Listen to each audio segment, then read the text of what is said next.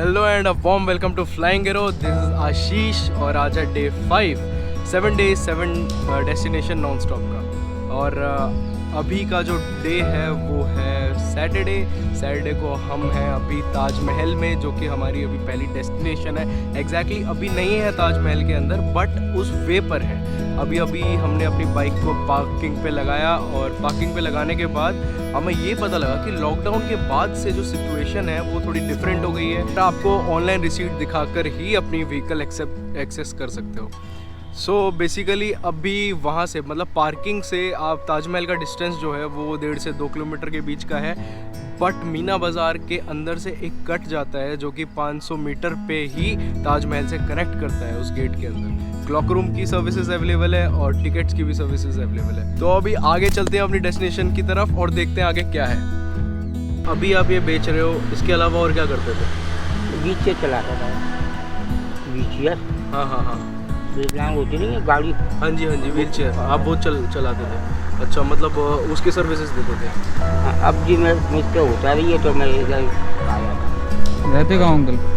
अपने नहीं देता हूँ, पीछे तेली पड़ गई।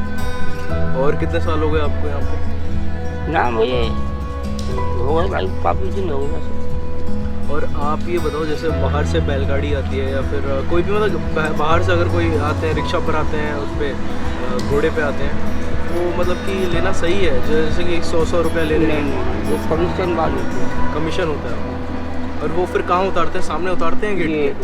ये मीना बाजार लगा हुआ, इधर लगा हुआ, वो दुकान पर लगाते हैं, उनको कमीशन मिलता है।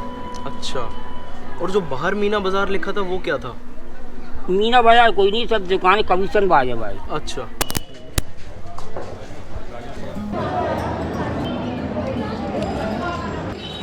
Feb यहाँ पे डेट है आज की और 50 रुपीज़ पर हेड ये टिकट का प्राइस है। और सैटरडे है जो कि पीक टाइम है, तो बहुत ज़्यादा ही भीड़ है यहाँ पे, बहुत लंबी लाइन है। चलो देखते हैं अंदर एंट्री कितनी देर में मिलती है।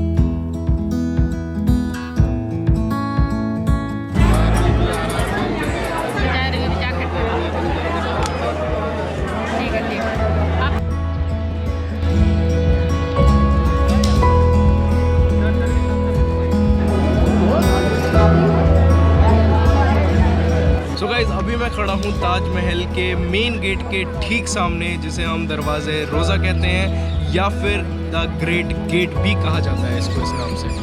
हो सकता है मेरी आवाज़ अभी क्लियर ना हो इतनी, क्योंकि अंदर माइक अलाउड नहीं है, ना ही ट्राइपॉड अलाउड है, जिसकी वजह से आवाज़ में काफ़ी नॉइज़ होगी।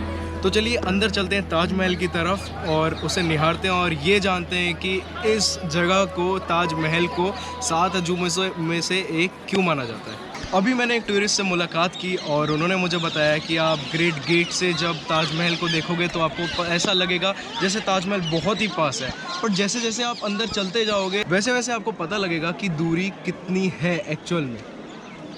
तो चलो यार, देखते हैं उस टूरिस्ट की बात सच है या नहीं।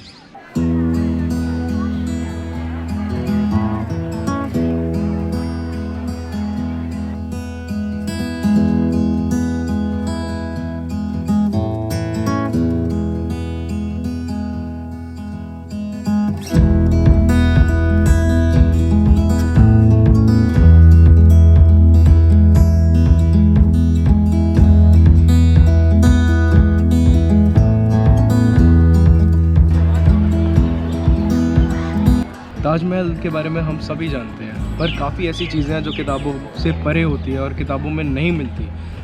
तो चलिए आज उसी बातों को जानते हैं, क्या सच्चाई है और क्या हमें नहीं पता वो जानते हैं। 1632 में शुरू हुआ था ताजमहल के बनने का काम और 1648 में ख़त्म हुआ, यानी कि 16 साल लग गए ताजमहल की बिल्ट में। और चलते और बढ़ते पॉल्यूशन के कारण इसकी जो वाइटनेस है, मिल्की वाइट जो इसका कलर है, वो डल होता जा रहा है। ताजमहल का ओपनिंग टाइम है सनराइज से लेके सनसेट तक, एक्सेप्ट फ्राइडे। ताजमहल को बनाने में 20,000 वर्कर्स का हाथ था और हाथ का ही ये फैक्ट है। मतलब हम सब ने तो बस यही सुना है कि 20,000 वर्कर्स के हाथ काट दिए गए ताजमहल बनने के बाद, बट ये बात सच कितनी है वो कई लोग नहीं जानते, क्योंकि काफ़ी लोग ऐसा भी कहते हैं कि ताजमहल के बाद भी कई और प्रोजेक्ट्स थे जो कि बनने थे। तो शाहजहाँ का हाथ काटना, ये बात मुझे लॉजिकल नहीं लगी। तो ये भी एक मिथ है और ये बात पूरी सच्ची नहीं लगती मुझे। आपके क्या व्यूज़ है वो आप कमेंट करके मेरे को नीचे बताओ। कई लोग हम में से ये भी नहीं जानते हो कि द रिटायर्ड पोस्टमास्टर की कहानी क्या है। तो जैसा हम सब ये जानते हैं कि ताजमहल को मुमताज़ बेगम की याद में शाहजहाँ ने बनवाया था because of undying and unconditional love, ऐसे ही एक और शख्स है जिसने ताजमहल बनाया है। जी, रेप्लिका की यहाँ पे बात हो रही है। ताजमहल उन्होंने बनवाया है और उनको द रिटायर्ड पोस्टमास्टर के नाम से भी हम जानते हैं। वो लखनऊ से बिलोंग करते हैं और अब वो नहीं रहे, बट उन्होंने अपनी बेगम की याद में वो ताजमहल बनवाया है। लगभग 200 किलोमीटर की दूरी है फरीदाबाद से ताजमहल की। हम लोग मोटरसाइकिल राइड करके आए और जो मेन दिल्ली से आ रहे हैं उनको 250 किलोमीटर का एक डिस्टेंस मिलेगा जिसको पार करके आप ताजमहल आ सकते हैं।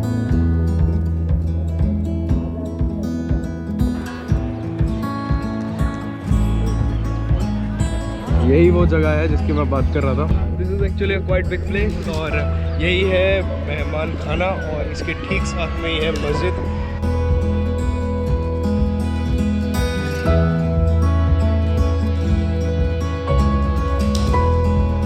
शाहजहाँ ने मुमताज़ के लिए ताजमहल बनाया, बहुत कॉमन लगता है सुनने में और हम सब जानते भी हैं इसी बात को, but on a very deep note सोचने वाली बात तो ये है कि शाहजहाँ ने कुछ ऐसा अलग किया जो काफ़ी राजा नहीं कर पाए और यही रीज़न है कि ताजमहल वर्ल्ड वंडर में इंक्लूड किया जाता है। हम द ग्रेट गेट पे खड़े होके यही सोच रहे थे कि ऐसा क्या है यहाँ पर, ऐसा क्या है जिसकी वजह से ताजमहल वर्ल्ड वंडर कहलाता है। तो मुझे तो इसका आंसर मिल चुका है। आपको क्या लगता है? अपने व्यूज़ और कमेंट नीचे मुझे बताओ। This is all about Taj Mahal and day 5 7 days 7 destination non stop का ये डे 5 आज यहाँ इस नोट पे कंप्लीट होता है। काफ़ी शांति रही, मेरा एक्सपीरियंस बहुत स्मूथ रहा इस जगह को लेके और मैं चाहूँगा कि आप लोग भी विज़िट करें। Of course highest tourism rate है इस जगह का। वर्ल्ड ऑफ वंडर 7 वंडर्स में से एक वंडर कहलाता है। मिलते हैं डे 6 में, तब तक के लिए travel and fly like and